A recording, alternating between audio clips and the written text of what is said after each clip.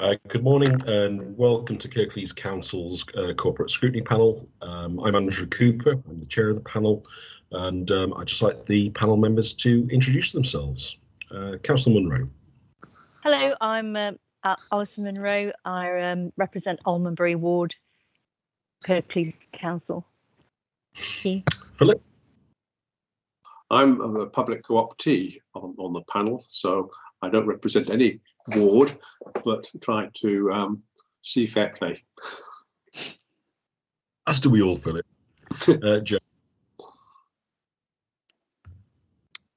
Yeah, I'm Councillor James Homewood. I represent Ashborough Ward. Okay, Charles. Hello, Councillor Charles Greaves. I'm an independent and I represent Home Valley North. And Liz, you're here. Yeah, Councillor Liz Smays, Chair of Scrutiny. Councillor John Taylor. Hi, I'm Councillor John Taylor, Councillor for the Kirkburton Ward. Okay, and also joining us, Paul Davies. Yep, morning. Councillor Paul Davis, represent Home Valley South Ward and corporate cabinet member rather for corporate. Okay. Chair, can I just pass on apologies from Councillor Akhtar? He's unable to make the meeting. Okay, that's noted. Thank you. First item, minutes of the previous meeting. Does anybody wish to bring anything up under the previous meeting's minutes? Okay, are we ready to approve those? Okay. All in favour of approving the minutes? Okay. Next item, interests. Has anybody got any interest in the item on the agenda? Okay. Admission of the public. Well, this is a public meeting, so that's straightforward. Have we any deputations or petitions? None received, Chair. Thank you. We have, I don't see any public here, so I guess we haven't got a public question time. So the first item is leaving the EU update. Is it Jonathan Nunn going through this? Yeah. Yes. Great. Okay, morning. Jonathan, over to you. Okay, so we last came to corporate scrutiny last December, prior to the end of the transition period. Unknown participant is now joining. Oh, apologies, Okay, I don't know what that is. Okay, I'll just continue. Do you want me to hold on a moment? No, we're not expecting any unknown participants. Not so sure what happened there. Okay, I'll continue. So the report presented to you today just provides an update on work since that point. Once the transition period ended and the implications of the free trade agreement were understood, it was agreed with the executive team and cabinet that the scope of the project and the tactical group be reduced, reflecting the fact a number of issues were considered no longer to present concerns, and to retain those work streams for which there was still reason to maintain an active concern for until July, when key milestones would have passed. It was recommended at that point that that the project progressed to formal closure, with a final report submitted to the exec team and subsequently to leadership management team. It's important to note that, similar to comments made previously, impact of the pandemic have exacerbated some Brexit-related impact or hampered mitigations, and at times presented a confusing combination of causes. So, such as the shortage of HGV drivers that's played out a lot recently, and its impact of supply of goods, particularly in the food sector. To focus on the 4 work streams that were retained in the project since January, which were business preparedness, food certification, data governance arrangements, and EU settlement scheme. I'll just give you a bit of a brief update on each of those. So work on business preparedness benefited from formation of a small group focused on business related issues. That included the Chamber of Commerce and Federation of Small Businesses. We're looking to continue that group as part of business as usual, with a broader remit and membership, building on the relationships that have been strengthened through that process. The dates for the full implementation of food certification import checks was actually postponed to the 1st of January 2022. The team will monitor developments on that front as part of business as usual. In terms of data governance arrangements, the EU granted the UK data adequacy as was expected, so there's no longer a concern on that front. And then the deadline for the EU settlement scheme passed on the 30th of June. Final data was released for this relatively recently that showed that 16,900 Kirklees residents had applied to the scheme. This is 130% of the Home Office's original estimate for the number of EU nationals in Kirklees. The paper includes a breakdown of those numbers. So 14,690 were granted settled or pre-settled status, and 2,220 was still to be determined at the point those statistics were released. 8 looked after children applied for and have been granted pre-settled status, meaning that they will need to apply for settled status once they reach, I believe it's 18. And 9th has gained British citizenship. It should be noted that the 6,200 individuals with pre-settled status will also need to apply for full settled status within 5 years. Work around EUSS, though, has been incorporated within the remit of a new no recourse to public funds group to oversee issues around that topic. In preparation for closure of the project, a lessons learned exercise was conducted with the full tactical group to gather learning, and a summary of the points from that are described in the paper, and the lessons gathered will be of value to similar future projects. Thank you very much. Okay, thank you for that, Jonathan. Now over to the panel. Any questions from the panel?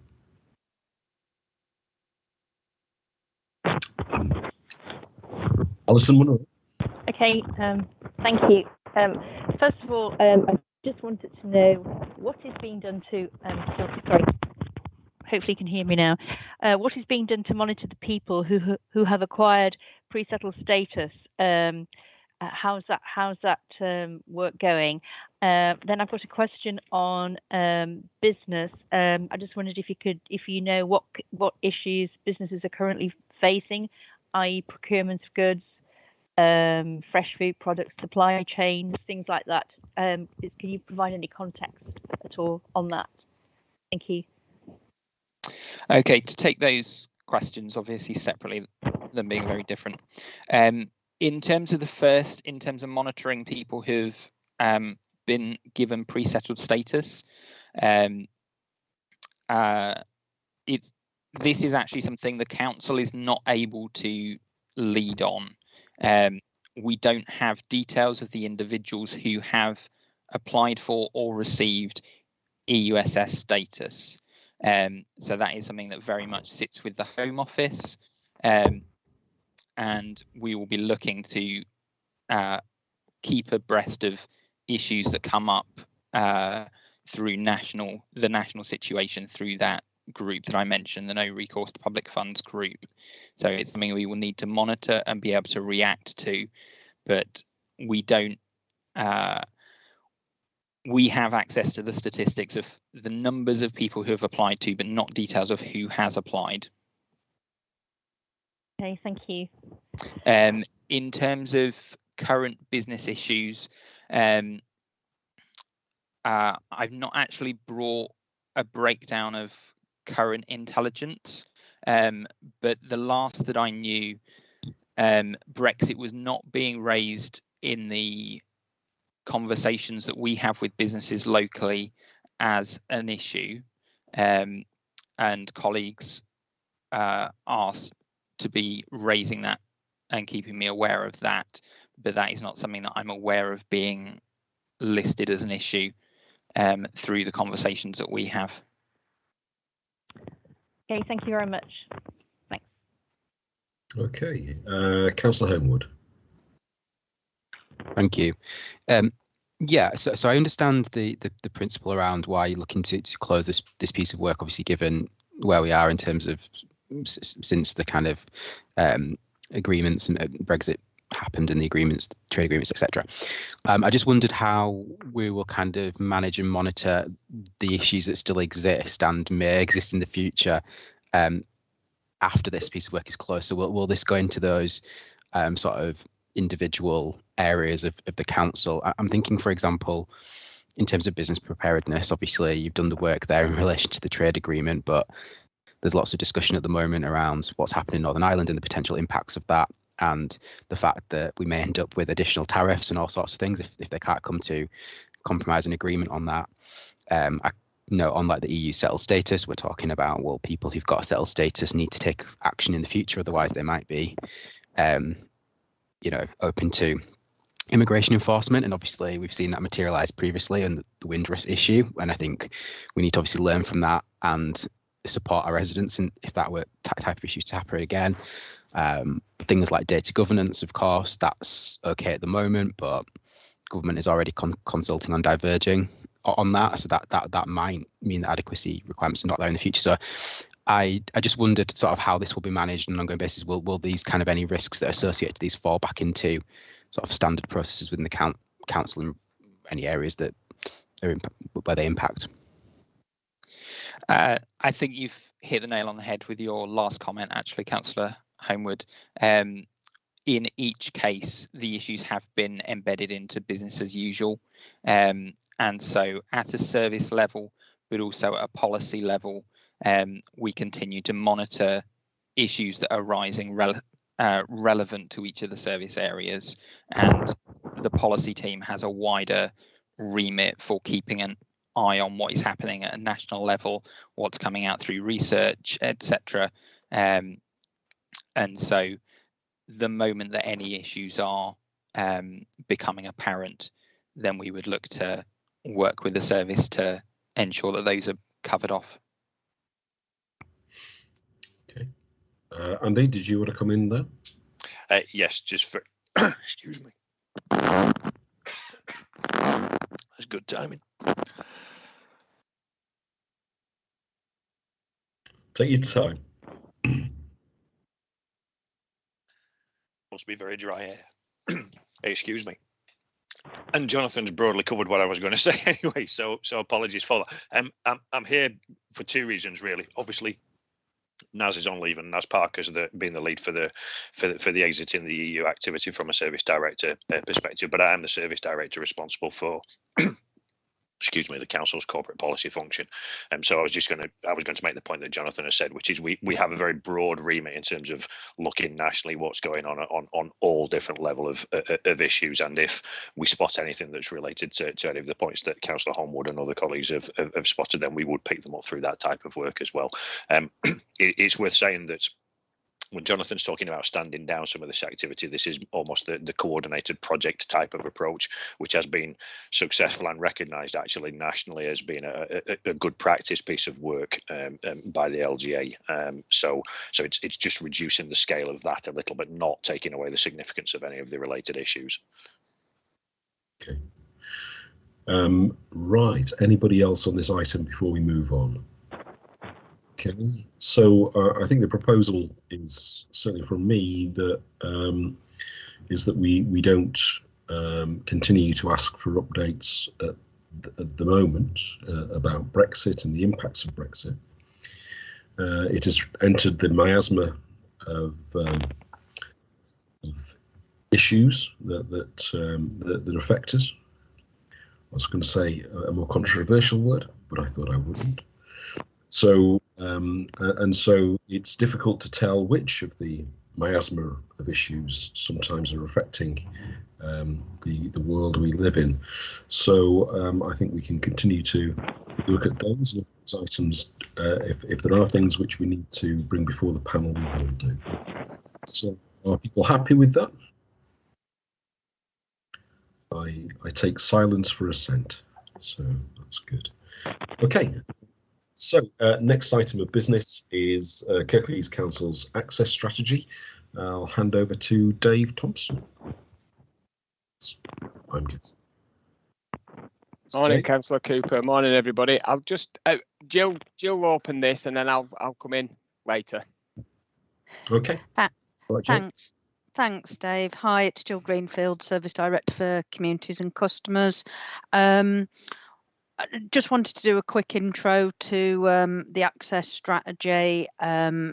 It's a refresh and redesign of the strategy that had been in place since 2017. There's been a real opportunity to build into this the needs that the pandemic really highlighted around inequality, isolation and other vulnerabilities in our for our citizens and communities. And what we've tried to do is make sure, working with a lot of partners and services across the council, how we can make sure that our access strategy gets closer to meeting those needs. I'll hand over to Dave to go through that, but really what we'd like to be able to do is to promote some discussion on areas of focus and also some of the challenges that we may face in embedding the strategy. But I'll hand over to Dave, who does have a presentation, or he can actually just speak to that, whatever the committee would prefer. I'm happy for Dave to do his presentation for the committee, so go for it, Dave. I have to share it now, don't I? Sorry, Dave. Well, have you done the course? No, not really. Let me just see what I can. I think we'll all muck in and for technical advice.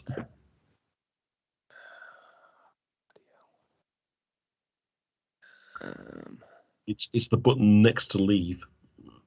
Yeah, I've got that. I'm just trying to find the document. I've got that much open this morning. It is Monday. Yeah. We're not rushing you. I'm rushing myself. More haste, less speed. Do you want me to try, Dave? It's all right. I think I can find it now. There we go. Is that coming through? It is. Yeah. Okay. So Jill's gone through the background. What I wanted to do really was concentrate on what the aims of the strategy are. We had some significant success with the previous strategy. We now have over 140,000 Kirklees citizen accounts that are used on a regular basis for a number of different things, and that was one of the key things that the previous strategy was set to deliver on back in 2017. But as Jill said, the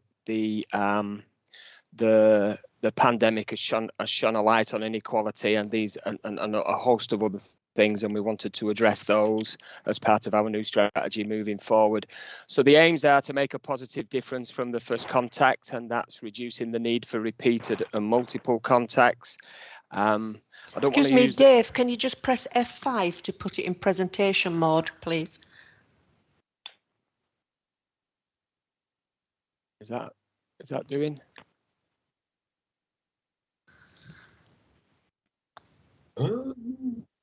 You need to enlarge your screen, I think. You know, the little minimize and maximize button. Yeah, it is on maximize. I think you might need to press enable editing. Sorry, Dave. Yeah. It's like like committee, isn't it? This. Well, this is going well, isn't it? It's okay. No pressure. Try hitting the slideshow. Yeah, I'm up there.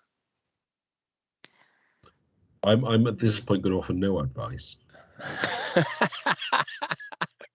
Oh dear. Let me slideshow or start presentation. Let me start again. I know I should have just spoke random.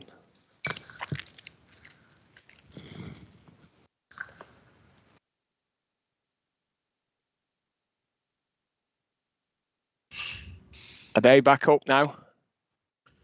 Nope. No, we're now looking at each other, which is marvelous. But well, I'll get my face off there as quick as I can then. I'll have to share it again.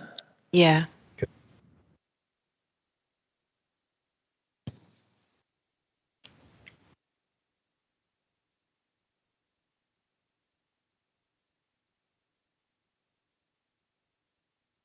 I think that's slightly better than it was before. I am going to try and put it in slideshow now. I'm happy with that. Are you sure? That's fine. Yeah. Okay. So, anybody else? No? Good. Go for it.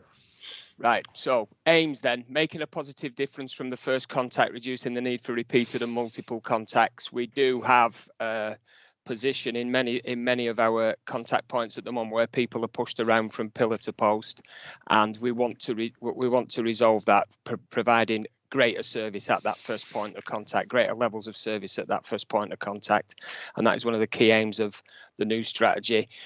Of course, providing more localised services in communities, which was really shone in relation to the pandemic, where people were having to travel and they still do, to our customer service centres, which are state of the art. They are really, really good. In fact, many local authorities have been to see our customer service centres in the past to copy what we do, because they're seen as class leading. But we need to provide more services in communities to be closer to people and to get that greater understanding, utilising other council buildings such as libraries and community centres, etc. Continue to develop our online and phone services, increasing take-up and access. That is absolutely vital that we continue to do that. Many people want to contact us through those means, particularly online.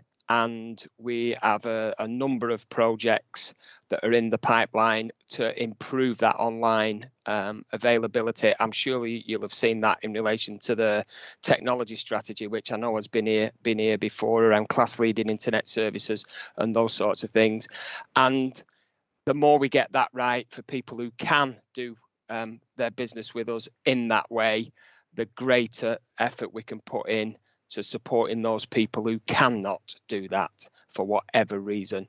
Co-designing, co-producing and co-evaluating services with people to ensure a culture of shared learning, power and voice. We've got some good examples of that already, particularly in adult social care, where we have done quite a lot of co-production. You may have heard of the carers account that was developed, and that has gone really well. And obviously we want to build on that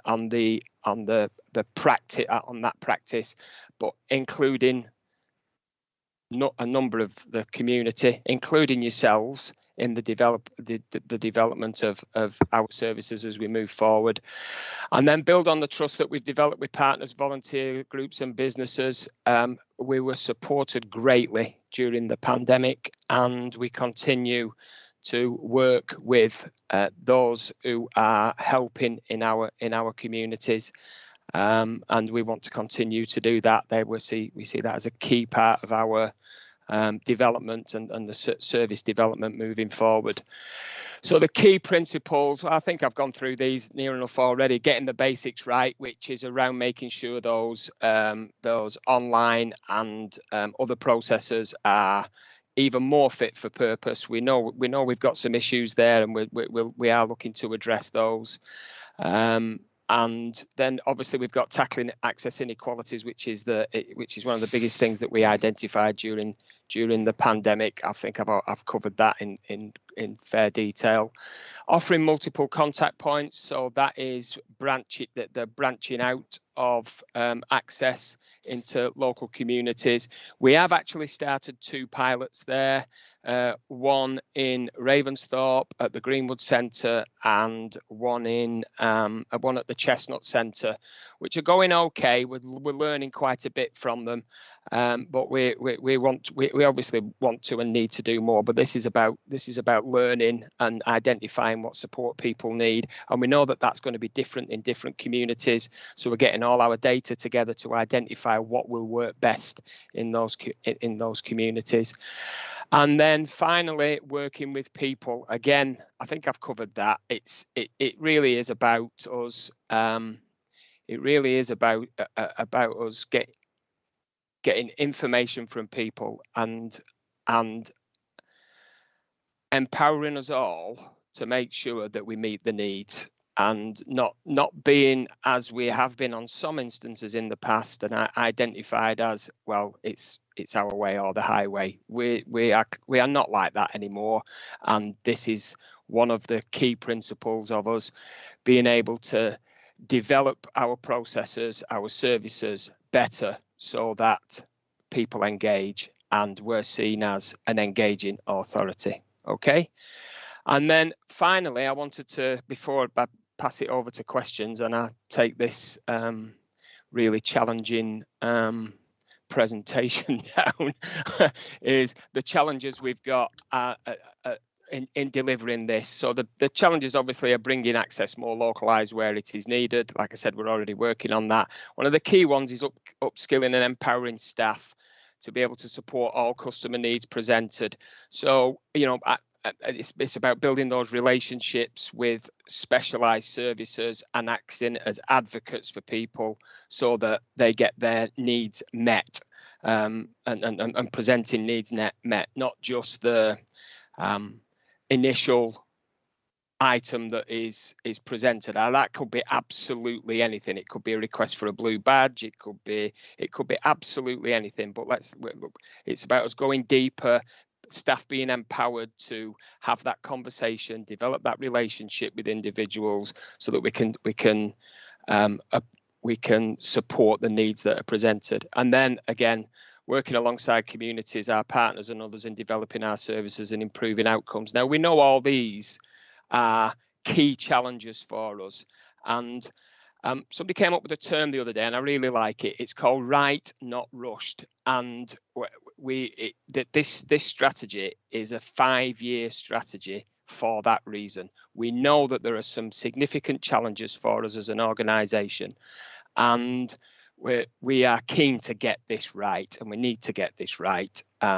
So that's why we've got a 5-year strategy here, because we know that some of these things will take time.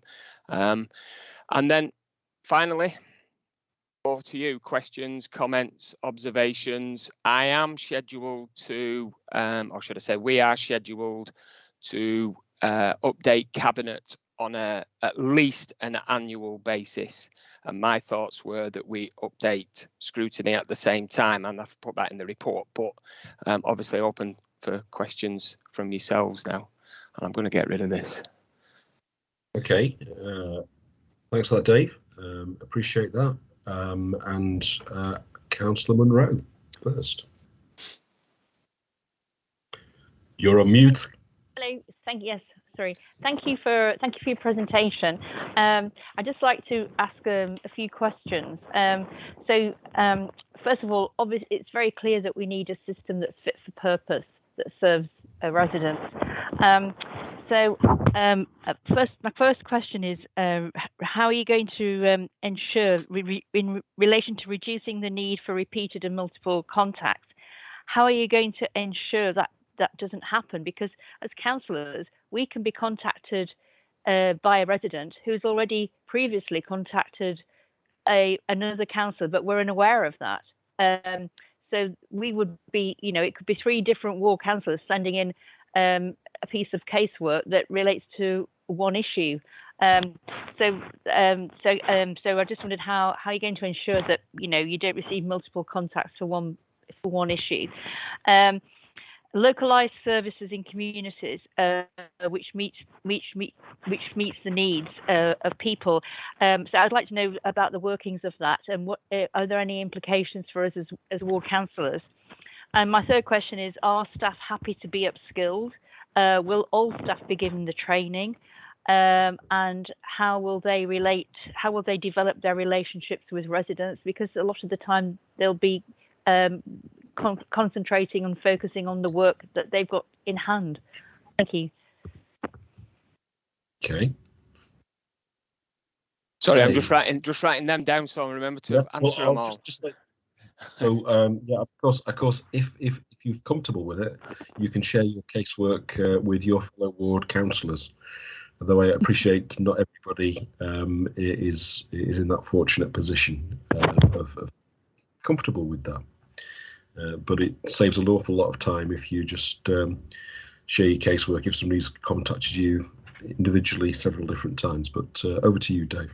Yeah, I mean, in relation to multiple contacts, I take the point about the councillor interaction there and understanding across the whole of the councillor platform. But in relation to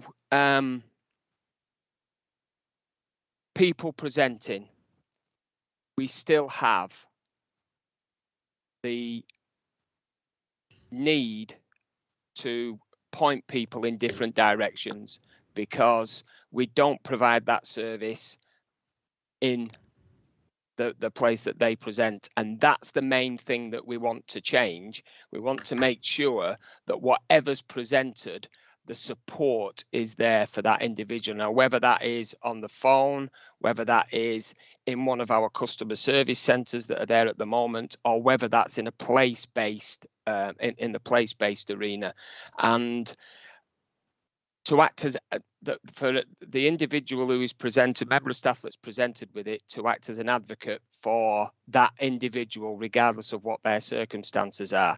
Now, we know that specialised services will require specialists to work on them, but it's having that relationship and developing that with the individual so that they are comfortable in discussing whatever it is that they need to get that issue resolved for them. And yes, we will have it may be that we have home visits or Unknown whatever. Participant is now exiting. Who was that masked man? Carry on, Dave. I frightened me to death. Sorry, it was me flicking back onto the computer. It's all right, no worries. I do know that there is a in the technology strategy that there is a councillor account being redeveloped, and that's probably one of the things that you want to look at in relation to multiple contacts and how we can share that information across the platform and what the opportunities are. I don't know the detail of that. I just know that that's in play at this moment in time. So that's something that obviously councillors can get involved in and support. So implications for what training for staff. You mentioned Councillor Munro. Yeah. There is a good appetite for people to get the support that they need, and the staff need empowering and training, but they don't just need that, they need a support network around them as well. And a support network will include the specialist services. It will take some time for us to deliver on this, but we have started to see, particularly in the pilot areas that we've got, only at small levels at this moment in time, but we have started to see greater relationships between the services to support that individual presenting need, and that will continue. And our staff up for it? Yeah, in the main, I think so. We like I said, we've got. I've been around all the directorates to talk to their senior managers about this, and we're all in the same place. Everybody is aware of the strategy, and it's strategy's a strategy, isn't it? The main thing for us now is delivering on the key projects and delivering on the principles. And as Jill would always say, is that culture eats strategy for breakfast, and the strategies are a few words, and we now need to deliver on that, and we have things in place to help us do that and be leading on it. Is that okay? I agree. What else? Well, yes, to a certain extent. I mean, I just felt by reading through this that you were, in actual fact, you're making the council, in a sense, more remote by focusing on digital services more, on communication via contact by digital services. So I feel that the council itself is moving away from the public because you're becoming more remote, in a sense. relying more with more focus on digital services, and that, you know, I'm not convinced that's a good thing. But anyway, thank you very much. Yeah, no problem. Thanks. I don't know who was next, Councillor Cooper. I'm sorry. I've been taking note. Don't worry. Philip. Thank you. Yes, I think reading through that strategy, it's a very ambitious piece of work, and I think, you know, it looks quite positive. I'm worried about capacity. I think that you are going to have more local-based, I guess, areas where people can contact individuals or face-to-face, preferably rather than by phone. And the term advocate is quite interesting. And you're saying there's lots of people there in your staff who are ready for this, but the capacity, how many people can an individual be an advocate for effectively on top of the day job? And the other thing I had was the impact assessment wasn't attached to our papers, but I found that. And it's how you're going to mitigate some of the issues at the moment in red and amber on that. Okay. Okay. Yeah. We know capacity is something that we need to have a more than a north eye on.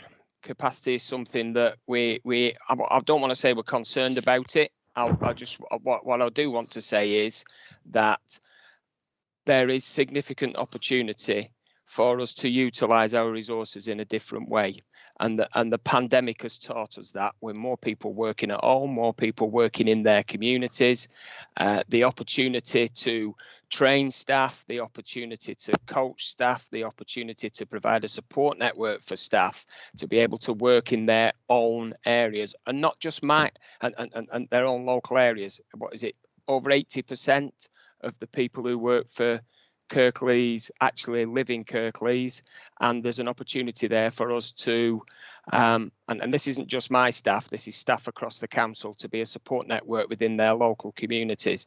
So capacity is something that we are aware of. You'll have seen that in the finance element of the report, where we need to do a business case to make sure that what we're providing is appropriate and it's cost effective. Otherwise, I'll have Eamon on my case. In relation to Dave, sorry, sure, Jill. Just could I just add in there as well? I mean, as Dave indicated, this is a long-term strategy, and there are going to be unquantifiable, untangible savings in terms of how we do things more effectively, as well. In terms of if there are any demand failure, by addressing that through the strategy will mean that we will eventually have more capacity to do the things that are right, that need to be done, and to do it right, as Dave said. And I think there's also something to consider in terms of where we need to be transactional, we can be better at that as well. And so the more effective we get on each front that we need to operate, and being flexible, so where we need to be transactional, we are quicker at being transactional, and where we could have a more holistic approach, we are more holistic. Eventually, over the longer term, we will actually result in more capacity, notwithstanding that at this point, in terms of getting that culture change out and shifting to what could be a more effective localized approach, is going to take during that first phase of any development, there is a capacity issue. But I did want to give committee members, there is a longer term view to take here around that capacity as well. Thanks, Dave. Just wanted to make that point. Thanks.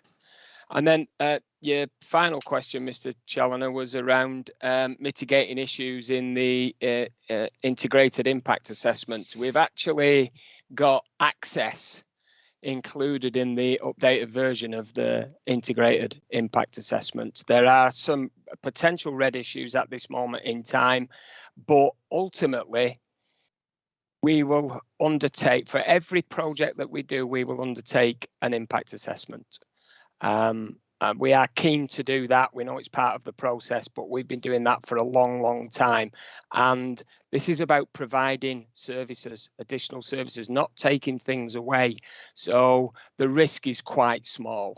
That said, we will be undertaking those individual integrated impact assessments. Thank you. Okay. Thank you. Next, we have Councillor Homewood. Thank you, Chair.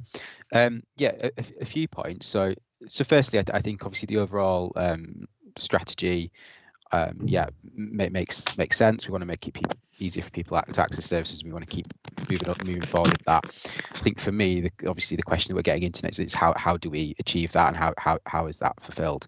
And that's where I had some concerns that I just wanted to raise in. I think on the challenges, there's a lot of stuff around the culture of the organisation and things which, you know, I accept. Yet that is a crucial part to it. But I do also think that we also need to be thinking, and I'm sure you are, but we need to think about how we're giving tools to staff to be able to actually do this. And this is where I kind of follow a bit with what Councillor Munro was saying earlier. We see it as a council's perspective, but I'm sure it's, you know, similar for staff as well, which is that there isn't, as far as I understand, in the organisation, one place or one system where a lot of these things are managed through. So if you're somebody at the front line and you're dealing with somebody about a housing query, how easy is it actually for you to check that actually yes, and also that bit of fly tipping at the bottom of the street has been logged for collection, or yes, we are aware that the bins aren't being collected on this street because of an access issue. You can only do that if you have access to that information. And I think that's the question for me. Do we have that infrastructure behind, you know, are we investing in that infrastructure so that where that information isn't, you know, particularly sensitive or whatever, it can be connected through people and staff? Because the last thing you want, as we were talking about in capacity, is for suddenly then someone having to become a case manager, managing all these different things with no tools to actually deal with that. And I think that's an important point that I'd like to make. Just on a couple of other things, you mentioned the Kirklees account earlier, and the kind of feedback I'd provide on that is that I think for me, I just find it a little bit confusing to residents is what is our expected method for them to get in contact with us now when it's online. So I think for me, my understanding, I could be wrong, is that the Kirklees account is there, and there's certain things you can do through the Kirklees account, but there's some things you can't do through there, and you have to go to the other online pages. And I think I understand why we do that, because some people don't have a Kirklees account and they'll still need to access online services, and that's fine. But I think it's a little bit confusing. You know, surely everything should be available in the Kirklees account if that's the mechanism we want people to contact us with. So I don't know if there's anything we're doing that to make that easier for people to use. And then the other thing was just around responsiveness, and I suppose this is where I didn't agree with Councillor Munro actually, is that I think when I looked through the report, the strategy, there's a section which sort of outlines the different types of customers, if you like, that we have. And I think actually, happily, I'm assuming most people in the borough fall into the healthy adult or healthy child category, and a lot of those people don't have access issues and are willing to go, you know, and the one time a year, every couple of years they need to contact the council, they're happy to use online services. But I think for me, the question is, how is that responsive back to them? Because I think when you complete something online, let's say like you put in a missed bin collection, what you want to know is, well, what does that mean? You know, will I get a response back within X number of days? Do I get an email back telling me that it's been logged and an update the next day, or whatever it might be? Because if you just put something online and you get nothing back, your natural reaction is to then call up or to try and contact somebody because you don't really know what's happening. So I think that you know, I think we just need to think about how we can make that a bit slicker for people so that they don't then feel the need to chase up and contact us in another way. And then the final thing, just a bit of feedback on you mentioned about the pilots and stuff that you're doing, and you mentioned Chestnut Centre as one of those. The only bit of feedback I had, and this was a couple of weeks ago, so things might have changed a little bit now, was just to say, you know, we've moved a lot of services out of community buildings over time. So I think if we're going to put services back in, which is a good thing, I think we need to think about how we're communicating that to people, because obviously we can't just put people back in and then assume that people know that they're there. So we need to think about, are we actually being proactive in sort of going out into the community, or making people aware that those services exist, even for a pilot? Because obviously if people don't know they're there, they're not gonna turn up to use them. Thank you. Sorry, I know that was a lot of stuff. Okay. Okay, right. Thanks, Councillor Holmwood. Really useful, and I can assure you that we've got all of that in view. The single view of the customer is going to be vital, isn't it, for us to be able to deliver our strategy and support people across the issues and the needs that are presented. We are looking at that. You're right, we don't have that single view at this moment in time. And there is a piece of work that we're doing to identify what that might look like, what information is out there, what systems are out there, what we could do ourselves to make that available for staff. Obviously, there will be some things that we can't give people access to, which is why they'll need that specialist support and that wraparound support for them when people present. But I can assure you that we are looking at that. It is one of our projects, and we know that will help us deliver in greater levels across the customer base. The next. Is that okay? Does that answer that for you? Yeah, okay. The next question was around the Kirklees account. It's confusing. What's the expected methods? It is one of our projects to look at. We do think there should be more included in the Kirklees account, so that, and we also want to make it easier to use. We're working closely across with colleagues in the technology team, the IT team. We have a number of projects in relation to access that are linked to technology and access, obviously. So, for example, class-leading internet services, and this is one of the areas that we want to improve, because we know, as I said in relation to Councillor Munro's question earlier, the more we can support people who want to utilise that platform, the more it gives us the opportunity to support those who can't, and the easier that they are for people to use, the better that will be, and the more utilised that they will be. So that's key for us as well. Responsiveness. I think Jill probably touched on that before in relation to failure demand. We do have quite a bit of failure demand at this moment in time. Their services are, I mean, you mentioned one service. I know that service is now looking at how that can be improved. I mean, from our perspective, wouldn't it be better if my bin was, not necessarily my bin, but one of the bins on this street was missed, and for whatever reason the crew couldn't get down there, and I got an email about it before I even realised it hadn't been emptied that day. And I don't like to concentrate on the bins, because that's not fair. There are significant pieces of other work where we get failure demand. One of the things you'll be keen to know is that we have started some performance clinics with services to identify what is presenting and where failure demand exists. We've been doing that for some time, but we're putting more emphasis now on those that could have been avoided and what we can do to identify better processes for people, so that, and I've already mentioned one there in relation to the bins. But yeah, failure demand and addressing that failure demand, we'll always have a certain element of it, but there is a significant amount in the system that if we can reduce that, then obviously that is not only a better service, but it is actually reducing the amount of contacts that are actually needed. And then I think your last one was about feedback on the Chestnut Centre. Yeah, and obviously we've got the Greenwood Centre as well. We did put some information out there through partners working in the area. So for the Chestnut Centre, for example, local services to you, because both sites have libraries on site, and we did get some. We have had some take up, obviously, not as much as we would like. We did put information out to councillors in the area as well, to promote it, but we know we need to do more, and that will be part of our learning from those 2 pilots. Jill, did you want to add anything? No, Dave, I think that's well covered. Thank you. Cheers. Okay. Thanks, Councillor Ormwood. Okay. Councillor Smage. Yes, thanks.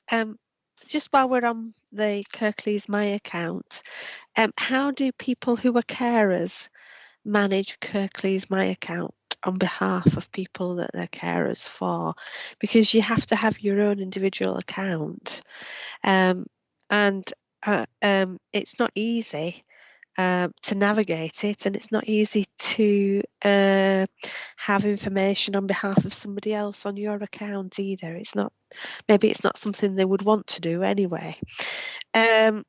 Also, it's very transactional, so you've got to click through quite a lot of pages just to get a little bit of information. For instance, a waste permit. How many clicks just to find out when your waste permit's up for renewal? I mean, you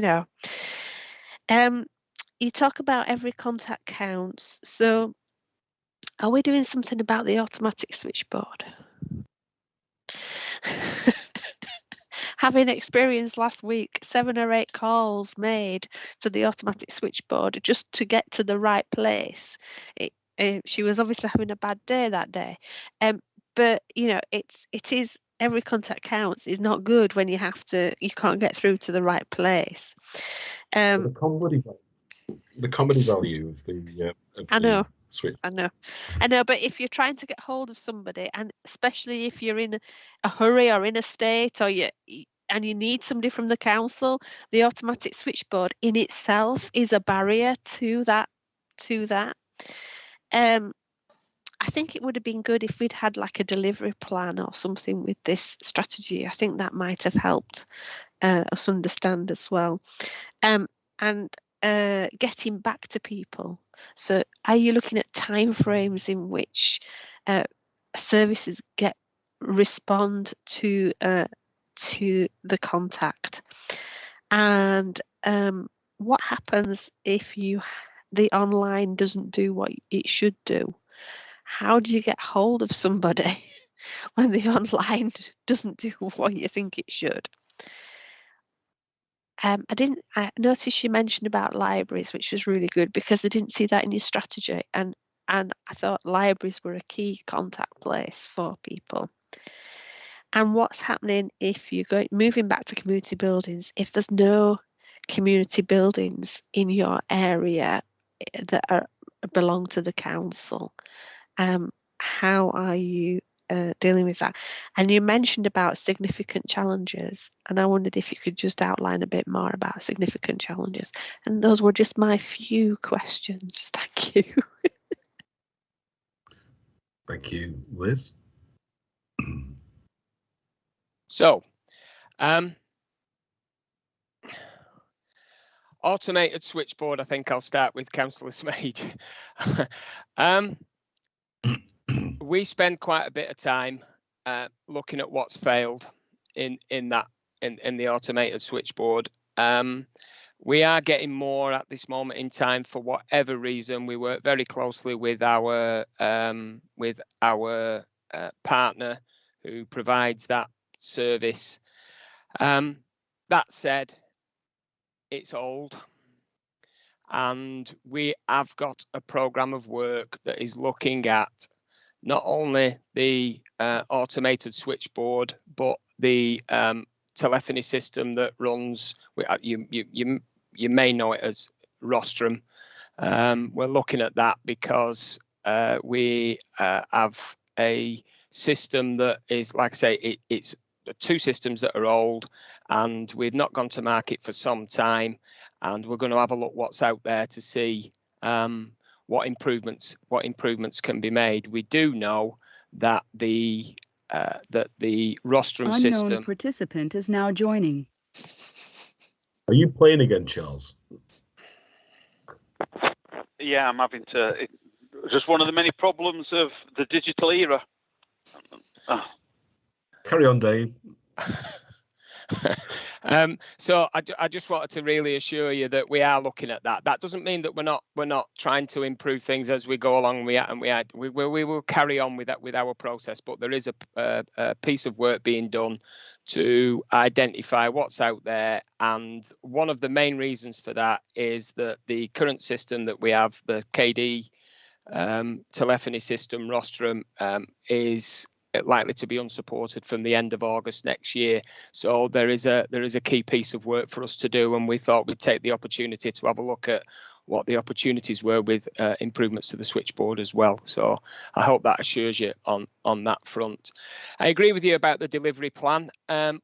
We do have one in train. I will share that with you once it's been signed off by the board, and we should have that by the end of this month. There are a lot of projects in relation to access. We're still identifying them, and one of the things that we have to do is we have to identify what our priorities are. We've talked about capacity before, it being a 5-year strategy.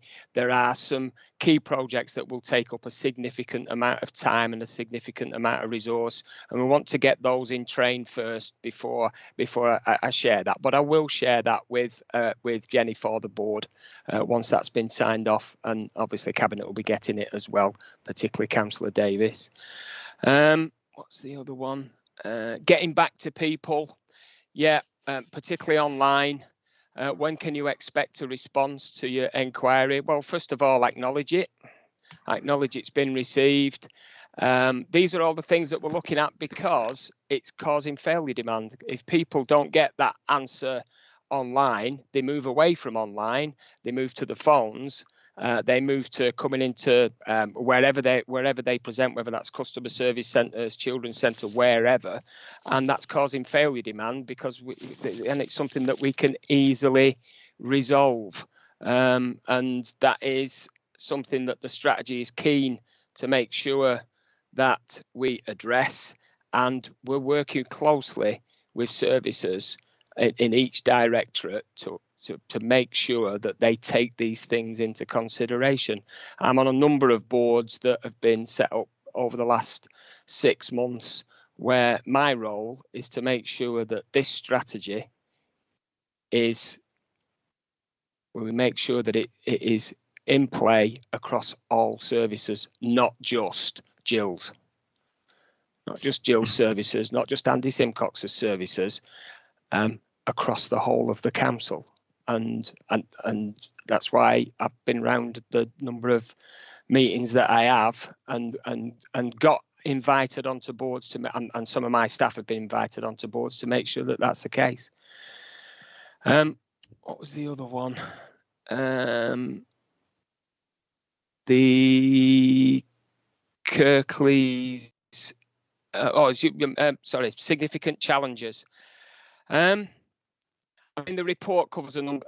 The presentation covered the 3 main ones really. The culture of the organisation and the habits that we have and the support that we give people changing. I can't really add to that at this moment in time. We know that that's probably our most significant. And we have already started to do culture clubs. That sounds like a group from the 80s, doesn't it? I didn't mean it to. They're like culture shops where we're inviting staff in to identify what culture we've got at this moment in time, where we need to get to, what are the gaps, what support do people need, and a lot of it will be about empowerment. And I've used that word quite a lot today, and the staff are up for it because of being empowered and being able to do things for people that they can't at this moment in time. They get frustrated with that as well. The other key challenges are around the stuff that I've already responded to for you, Councillor Smage, around the failure demand. I think that once we've bottomed that, we'll start to see real improvements in our online processes and the like. And I think, was that it, or have I missed something? It was about carers and the Oh, Kirklees account. carers, yeah, carers. I don't have that detail to hand, I'm afraid. But what I will do is I'll get that from the team that developed that account, and I think you memories me right. You were identifying that it's difficult for carers to support the people that they care for online. I will get back to you on that. Yeah, it's just it wasn't in your strategy, and you know, and it is an important aspect of access to services. Thank you. Okay, Councillor Davies. Thank you. Well, I think we can tell from the discussion so far how significant this strategy is, isn't it? I think Philip said, you know, it's ambitious. It's, in my view, we've had many discussions on this, myself, Jill and Dave. It's absolutely critical for us as a council. It's, you know, it's we've already talked about how we connect with our citizens, how we, if you like, to some degree co-produce as well. But it's, you know, it really is at the heart of everything we've talked around place working. It really is, you know, absolutely at the core of what we want to be doing going forward, and certainly what we don't want to be doing is creating or making things even more difficult for people to connect with us. And certainly, Councillor Munro, the intention is not for us to become more remote. In fact, very much the opposite. But it's true. I think, as Dave said, we've got to become smarter, more effective in terms of our online solutions for those people who are quite happy to do that and are able to access services very effectively hopefully going forward, so that we create that space for other citizens to connect in a different way. But even I think for people who are comfortable doing things online, definitely part of this strategy is about creating points and places where people can actually have that connection with the council through a real person.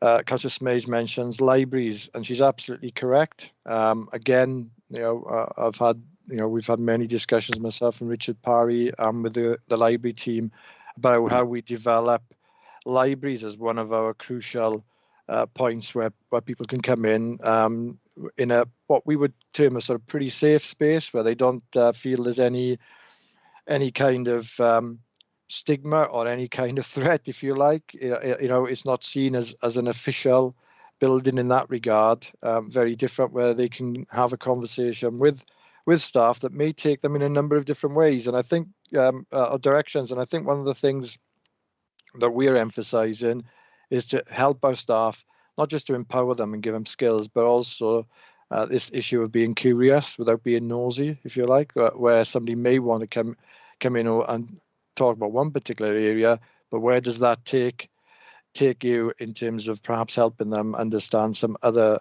areas of support they can access, etc. So it certainly isn't, I can assure Councillor Munro, a strategy which is aiming to make things more remote, and it certainly isn't one about everything is going to go online. I think it's very exciting that for the first time for a long time, we're actually talking about how we can create those connections out in our communities right across Kirklees, and I mean right across Kirklees. Is, you know, this isn't just for one particular area.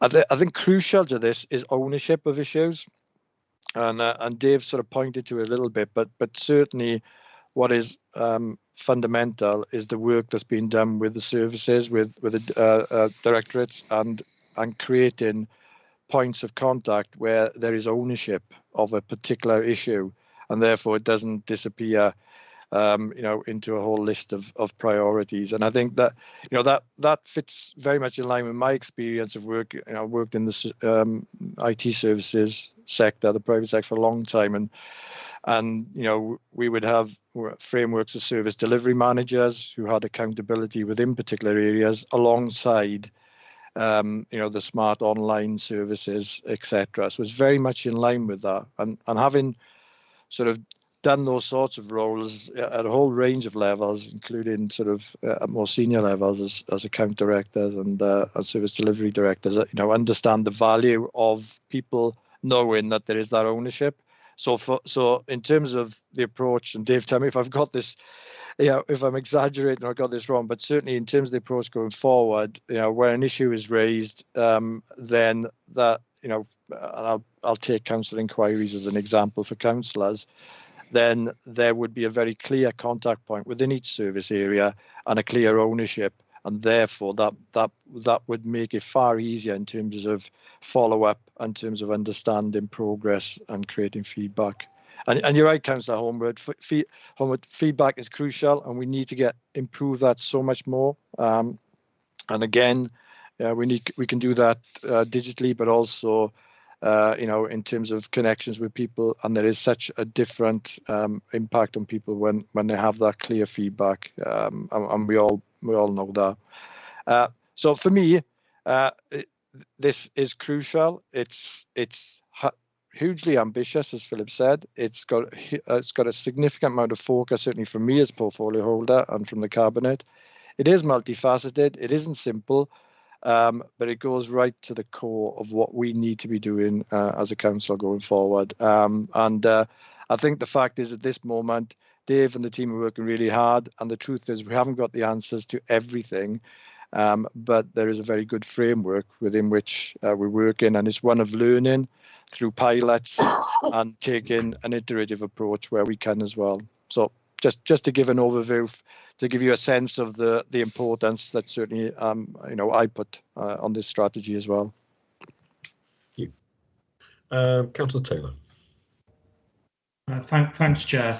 And thanks, Dave and Jill, for the presentation. A number of things, some of which have already been to an extent picked up on.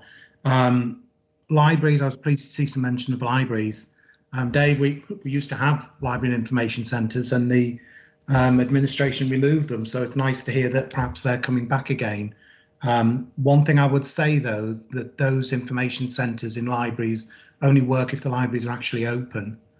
And certainly with some of the smaller libraries, the challenges are that the hours that they are open are working hours. So if you're actually working, it's incredibly difficult for actually you to get to a library. If I look at my libraries, yes, you could get there for 2 hours on a Saturday morning, but anyone with children probably has the experience that Saturday mornings, they tend to be a taxi service, taking their children somewhere to do something. So we do need to look, if we are serious about using libraries to help people connect with the council, we need to make sure that we look at how those libraries are open, and that there is a range of hours that means people with different working patterns or lifestyles do have the opportunity to get to the libraries. Otherwise, we're not really solving a problem that we think we're trying to solve.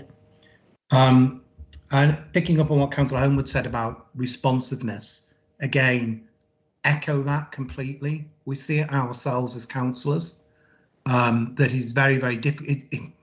If all online is a note-taking service, it's not really useful. And at the moment, my impression is that's all it is, really. One big gripe, and I'm always grumpy on these calls, I'm a little grump, is where are councillors in all of this? Nobody's disagreeing with you, John. My expectation when you bring forward a strategy like this, it's got councillors written through the middle of it, but also that councillors have been heavily engaged in developing and shaping it. Because the one thing we are the brunt of that failure demand you talk about.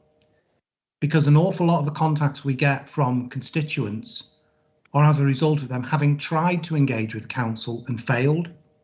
For whatever reason, there's a whole variety of reasons why, but they come to us when they've failed to do something or get the help or support that they need. And yet you've developed an access strategy by the looks of things without engaging with us, which is a huge error. And that's my grumpiness. We've got a lot of experience and advice to share, and you've forgotten about us.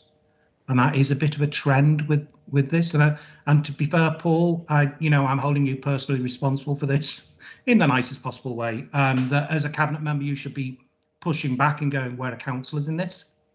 What engagement have we done? Have we listened to their voice? Because you talk about a lot about listening to staff, but actually haven't listened to councillors. I thought groups have been engaged on the access strategy. Is that not right, Dave? Or have I just been consulted in different ways? I thought groups had been. One of the things, am I on? Yeah. One Sorry, of the things that we one of the apologise. things that we did was pick up councillor responses to all sorts of different things where there's been discussions, for example, on place-based working, and we gathered lots and lots of information where councillors have been involved. But I take the point that that there is more for us to do, and councillors are included as people we need to interact with in the last principle, or the fourth principle. So this is about us understanding where we are as an organisation, from councillors right the way through to businesses and etc. on the streets, and obviously people that we interact with.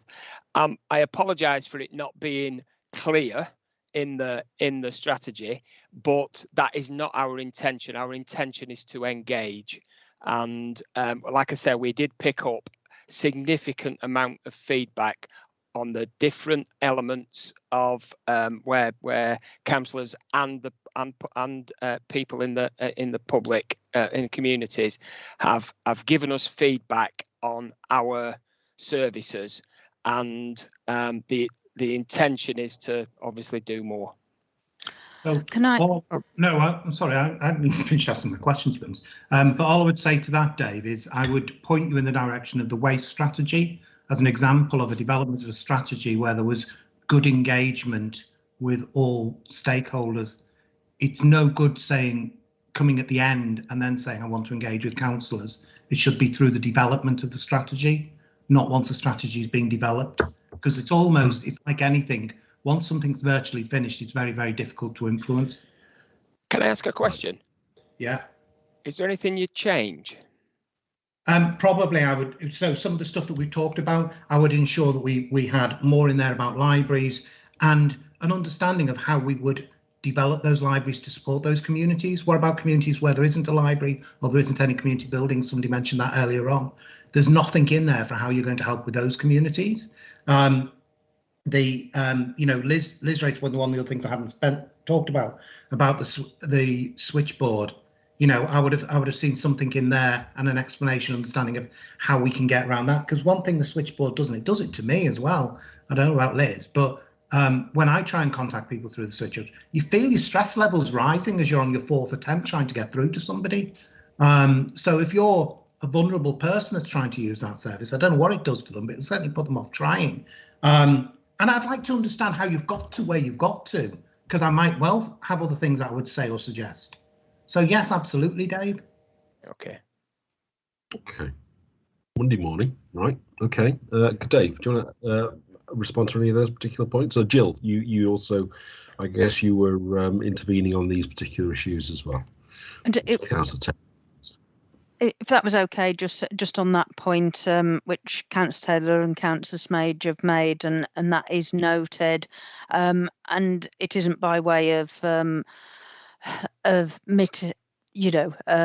ignoring those comments, but I did want to flag that in terms of the opportunity, in terms of the implementation, which is the really most important part of how we actually realise the aims and the objectives of the strategy. I think those are clearly things that we will put additional focus on, and we're always in our thinking around working with councillors to make right in terms of that programme of work that Dave has mentioned, which is just being scoped, which has some of the areas that have already been covered in this meeting, but it is very vast because there are, just by the very nature of having the conversation, services have started making improvements already, and so we haven't wanted to. How the strategy is piloted in those areas, how we implement, is very critical for that councillor involvement, and will be priority going forward. Okay. Andrew, could I just jump in a sec, if that's okay? Be rude. Okay. Jump in for. only very quickly. I think one of the things which would be well worth doing, John, and with others, I think we're interested in, is looking at how we could do that effectively going forward. I don't mean just on this, but on other, certainly for my portfolio, on other key strategies that we're working on. I'm very keen to do that. I think, it's quite difficult to do that across all members in terms of trying to consult on a strategy, but certainly I see a lot of value in consultation and working with probably what I would call a representative group to try and understand how we can incorporate different views and ideas. So it would be very interesting and I think extremely useful. And maybe it's just an offline discussion, John, between the two of us about how we think we could do that going forward. I think you probably acknowledge when it comes to evolving and putting strategies together, simply to put something out to all members probably wouldn't work that well. But certainly, I think it would certainly work well working with a specific group. But anyway, just want to raise that point. Okay, thank you. Councillor Greaves. Hi, can you hear me? Okay, lovely. It's just apologies for the many disruptions I've caused with flicking from online to mobile. There's three areas I'd like to cover. One is some ways of logging issues and faults that make it quite easy. So, for example, if there's a faulty street light. For other issues, it's not quite so simple. So I don't think we have the similar thing for things like blocked gullies and drains. Then when we report them in, we get asked where they are, as if I can. Sometimes it's not even practical to give a house address in respect of a gully. So it would be good if we develop some of the online tools to facilitate reporting. But even within those online tools, where issues have been reported, they've then been cleared off before the actual issue has actually been resolved. So one of those is a faulty street light in Brockles, where it just keeps getting removed. The logic is that actually it's a power company issue. But actually, a better way of dealing with that would be to actually say that on the online system looking, they can actually see what's happening with it. I think between me and two residents, that got reported something like 5 or 6 times.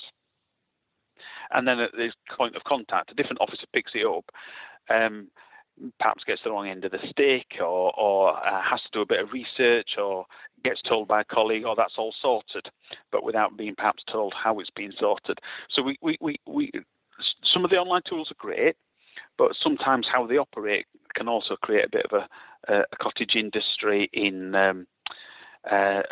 chasing round. So I'd like to see more development of online tools just to make reporting a lot easier. The big issue with digital by default is all the people who, for a variety of reasons, struggle to access that. So I would like to say that I'm relatively digitally engaged, but my problems this morning just really helped sum it up.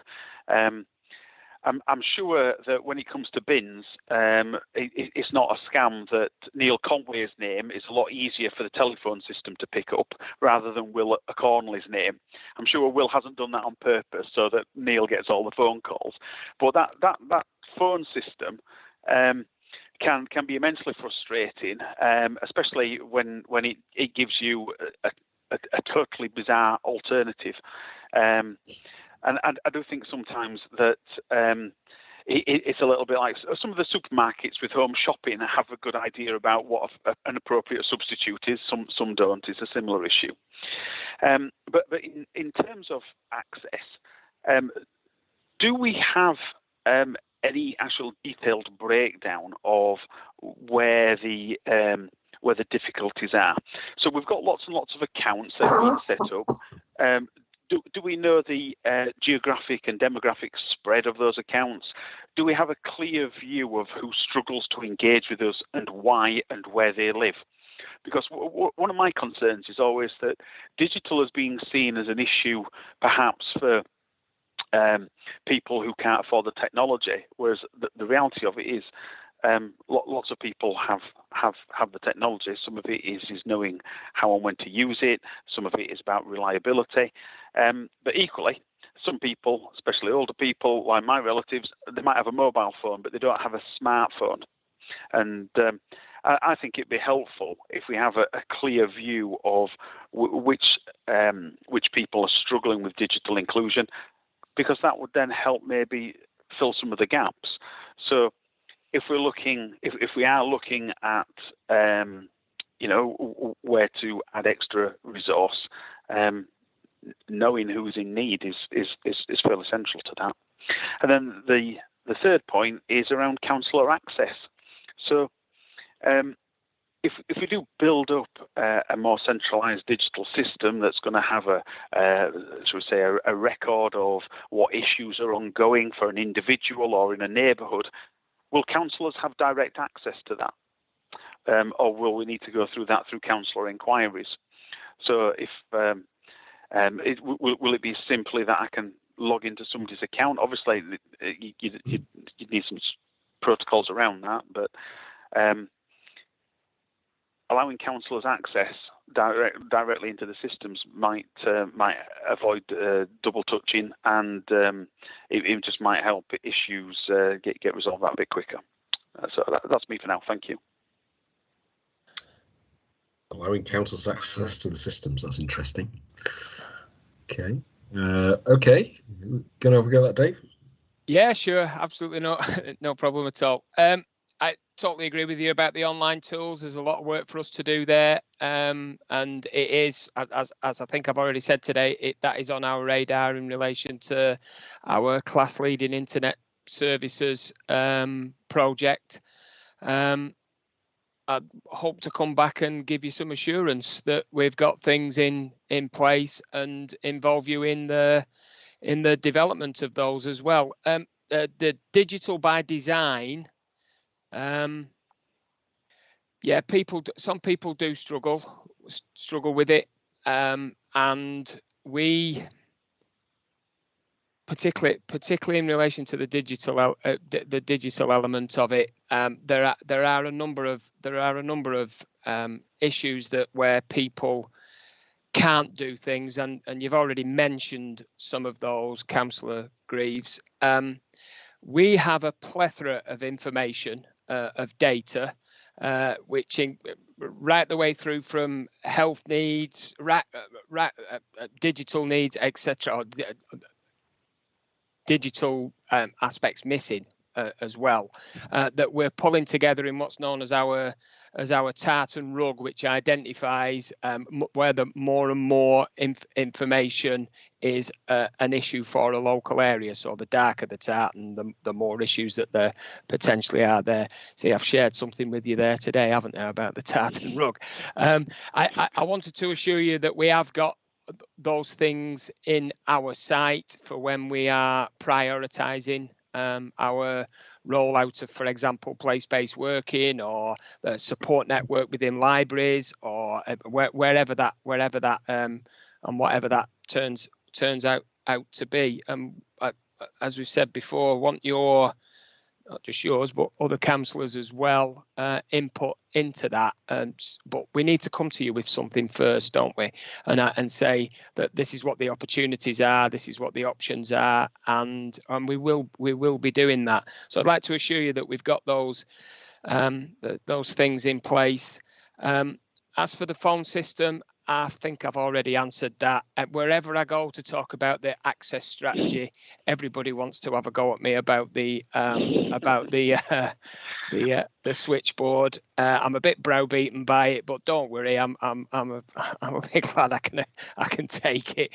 I do want to say though that we have a high level of success with transferring people through to the right place, and some of it isn't down to the system itself. It's what backs it up. It's the framework behind it and the infrastructure behind it. So you may not have heard, well, yeah, actually I think all you guys will have, all or most of you, well, the people finder where you update your information on what your access point is, who your alternative contact is. We have real issues with that, and that causes failure demand within the switchboard, to be honest with you. And we try and address that on a regular basis as well. But more importantly, we are looking at what's new out there, what improvements can be made, and what systems we can access to improve that. So we'll carry on doing what we're doing, and look at what opportunities are out there as well. As for looking at access to systems for councillors, that's something that we can consider. I'm not going to sit here now and say yes, that can definitely happen. We need to look at GDPR and things like that. But you know, if we can do it, why not? But like I say, I can't sit here and say, because I don't know. It'd be unfair for me to say yes, we can do that. But it's something we can look at, I think. Okay. Thank you. Councillor Homewood. Yeah, thank you.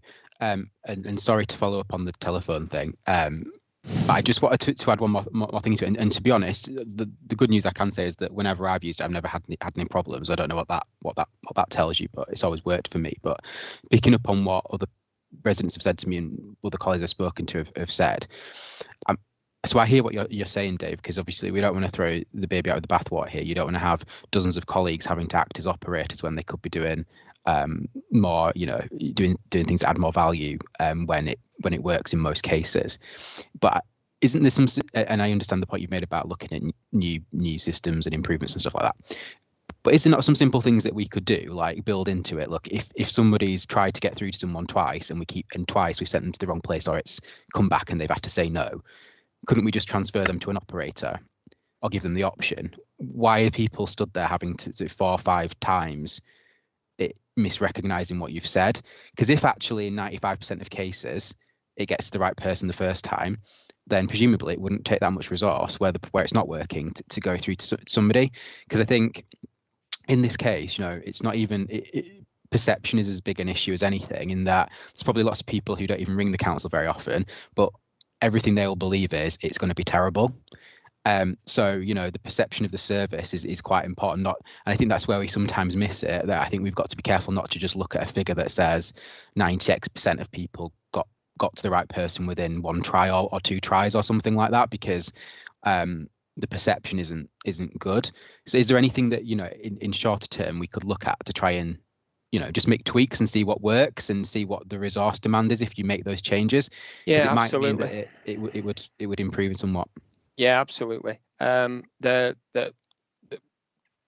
under normal circumstances, after 2 attempts, it goes through to a switchboard operator, and then they try and transfer. And again, you know, we look at those for why they didn't accept. Not all of them, because we spend more time doing that than we would answering calls, and that's not what this is about. But we do look at a significant number of failed attempts, particularly those that go through to end up through at the switchboard, the staffed switchboard, and then we look at what the reasons that might be, and make tweaks accordingly, whether that's in relation to dialect, whether that's in relation to there are all sorts of different things that contribute to a failed transfer.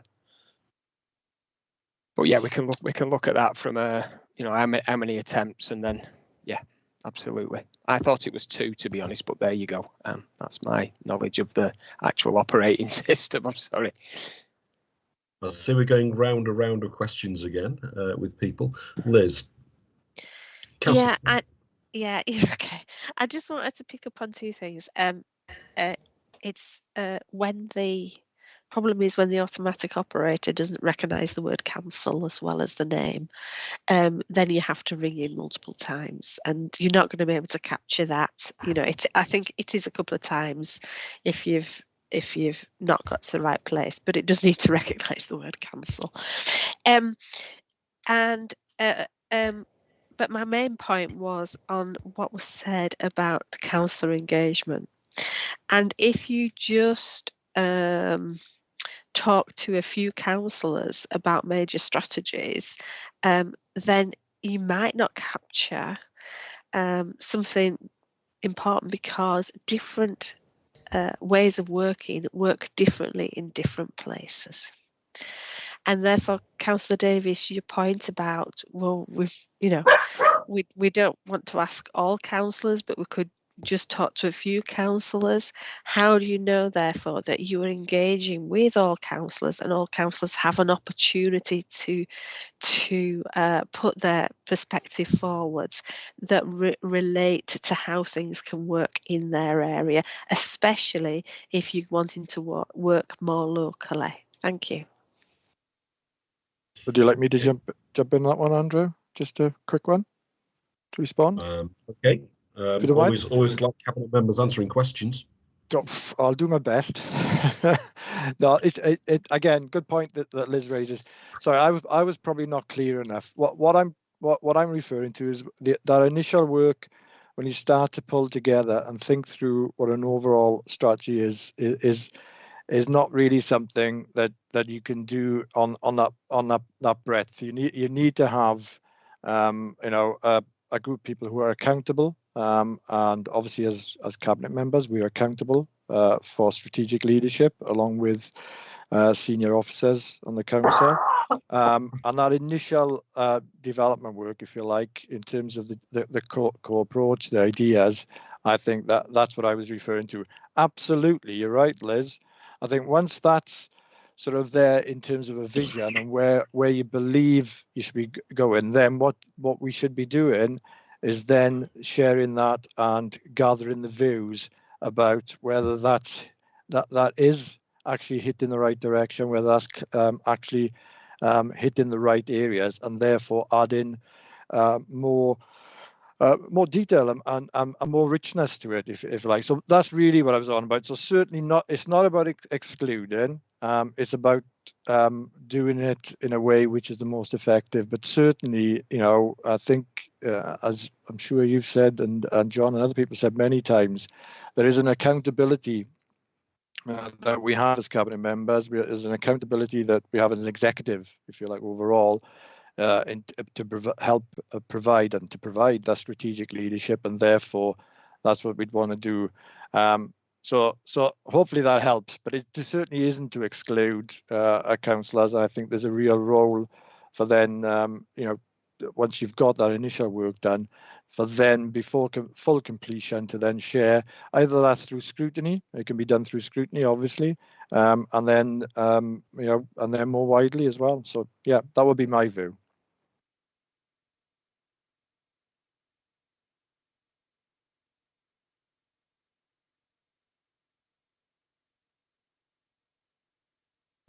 I was on mute.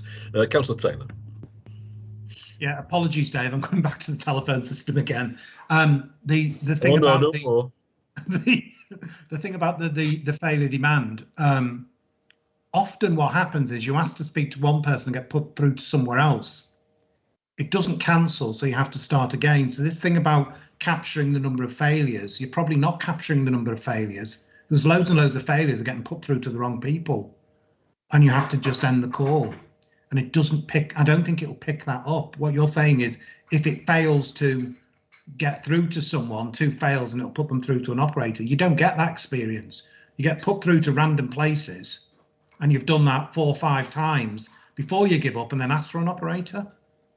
So I think you've got a bigger problem than you're actually seeing. And for irregular users, and the other question I'd ask is, when you're looking at success rates, are you excluding from success rates those where they input the extension number? Because staff will have the extension numbers of other people, but general members of the public and even us councillors often don't. So we don't have that opportunity to put that information in. So I just think you may not be looking at the full picture of how bad the actual response rate is, possibly. Yeah. I'll leave it at that. Yeah, thanks, Councillor Taylor. Yeah, I take your point. And there are some. I mean, Councillor Holmwood's already said his experience is different. People's experiences are different. I know that I haven't had issues when I've had to contact people, but why would I? Because I'm supposed to be an expert on it, aren't I? So I take everything. I take everything you say on board, Councillor Taylor. We'll have a look at that. Absolutely no problem with that at all. Okay.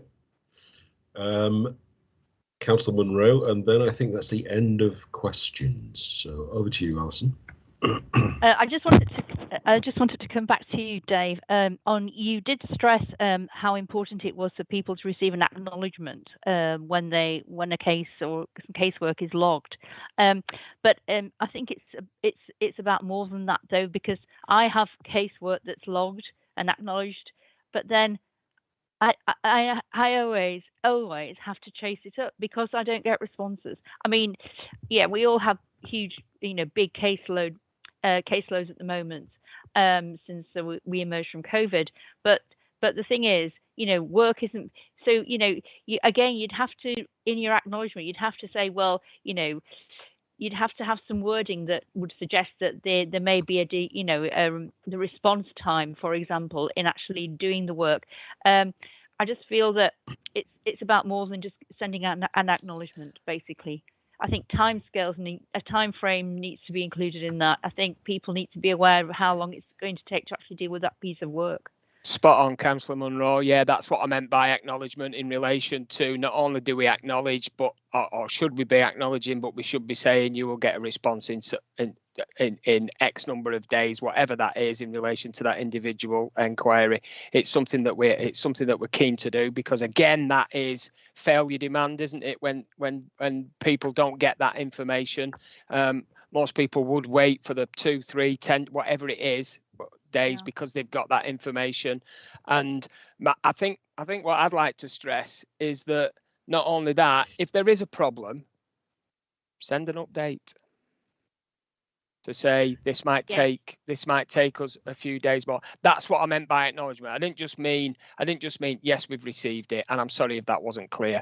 It is important for us to identify what the expectations are and what the aims are with that individual inquiry. I mean, again, here, I know there are systems, IT systems that you can get where everybody, which work along the rules of social media. So it's one platform that everybody can actually have an input into and get information out of. And that may be something, I'm sure the council probably know about those kind of systems, but I think that would be something that we could be involved in eventually. So we know we're kind of cutting out the middleman to a certain extent, so we could input the casework and contact the service all online. I think that's I could see that being a really good system for everybody, so you can immediately see an address. Yes, that residence, X, Y, and Z. I mean, for me, that would work really well. But obviously, again, there are issues around GDPR as well that we've already talked about. But I know there are systems out there that could deal with a lot of these issues. Yeah. Okay. Yeah. Thanks for that, Councillor Munro. Okay, thank you, everybody. A few thoughts from me before we close the meeting. One of the things I've particularly noticed is it's variable. Different services will give you a different level of response as a councillor, and if that happens to us as councillors, it's probably going to be happening to the good folks out there as well. So it'd be interesting to see how that variability goes. I mean, I get a pretty good service from the bins people. Then there's highways. That's another matter. So there is that variability, and so you're going to be coming back to review this for Cabinet, you say, annually. I mean, one of the things I would be really interested in is what we're using to measure success by. What are the measures to show that whether things have improved or not? And how do we quantify that? How do we review things? And how can we compare ourselves with others to see if is it possible to do that in a meaningful way? Is it possible to say we are a much more responsive council than Calderdale or Leeds or Bradford or other neighbouring authorities? So it's that, and it'd be interesting to get some customer testing as well, to get some people to test the services and see if where issues do arise, whether that can be investigated, and we have some mystery shoppers, I think, to have a look at particular services and to see how they are responding. So there's a few thoughts from me. I don't know if you want to respond to that, Dave or Jill. Oh, I totally agree with you. Yeah, thanks for that. Okay, that's great. So that's there will be a some sort of quantifiable method of showing that that we are making progress or not. That'll be part of the. We've got significant data now that identifies where we are, so that we can look back and say, right, this is where we were in October. We're in now November, aren't we? November 2021, and this is where we are in August 2022. Yeah. Okay. So absolutely. Mystery shopping? We do quite a lot of that already, Councillor Cooper, to be honest, but it's something that we're keen to continue, obviously, and particularly within our customer service centres and within Kirklees Direct. So, but obviously the place-based working, etc., we need to make sure that we get that feedback in relation to. Not only from yourselves, but like you say, mystery shopping. Sorry, I didn't mean to be blasé about it. It was like this is all in train. We've got lots and lots of information, and obviously that will help us set the benchmark where we currently are and where we need to get to. But not just on the strategy, but on the different projects that are related to the strategy. So class leading internet services, I keep mentioning that one, place-based workings, another, etc. So. Okay, Jill, you want us to come back in? Yeah, just very briefly on the measures element. Dave's already said to bring the delivery stroke implementation plan, bring that back to scrutiny, but that's perhaps something we can start to bring, in view to scrutiny on particular projects under there, certain areas that we're trying to implement under the strategy, some of the baseline measures and improvement, and perhaps also hear from some of, as well as perhaps mystery shopping expansion. But I think one of the things in line with the strategy would be really hearing from people about what difference that improvement has made, because that would be the real proof in the pudding, I think, in terms of how our communities and citizens are experiencing any improvements. Okay. But we can bring that back. Right. Well, thank you for answering the questions. That's very much appreciated. And we'd expect this to come back in about a year. Is that, or when are you planning on going back to cabinet? I said minimum of a year. So when it will be, it went to cabinet in October 21. So at the very latest, it will be September, October next year. But depending on our progress, we may go earlier. So, but we won't leave scrutiny out of that.